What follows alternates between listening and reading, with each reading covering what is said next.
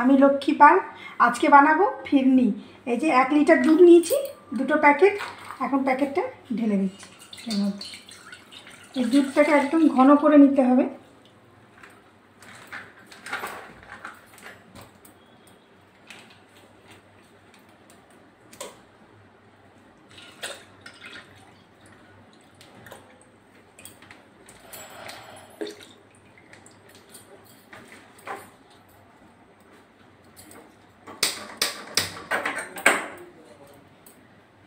এর মধ্যে দেবো আমি 50 গ্রাম গোবিন্দভোগ চাল।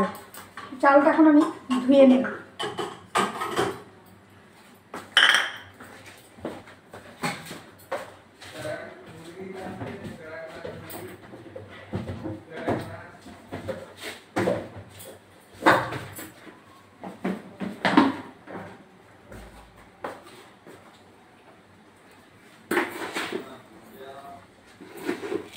চালটা মিশিয়ে দিচ্ছি গোবিন্দভোগ চাল। কেউ চাইলে বাসমতি চাল দিয়েও করা যায়। এটা বাসমতি চাল দিয়েও গন্ধটা সুন্দর হবে।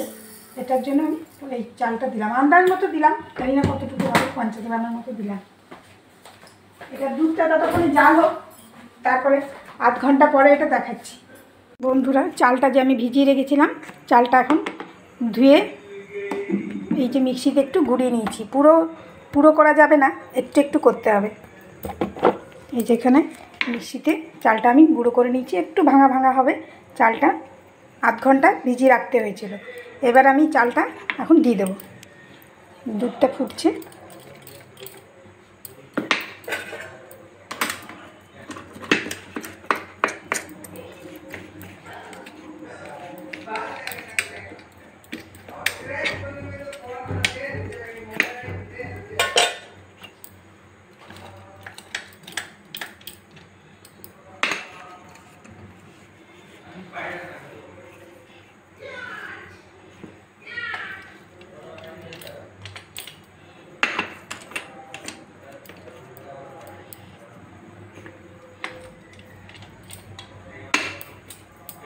চালটা দিয়ে দিয়েছি। এবারে এটাকে আস্তে আস্তে নাড়িয়ে নিতে হবে।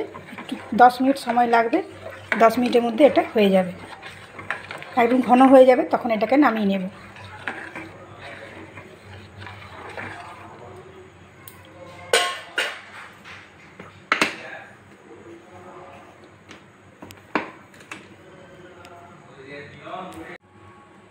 গুঁড়ো চিনিটা দিলাম, দিয়ে এবারে নাড়াতে হবে, নাহলে নিচেটা লেগে যাবে।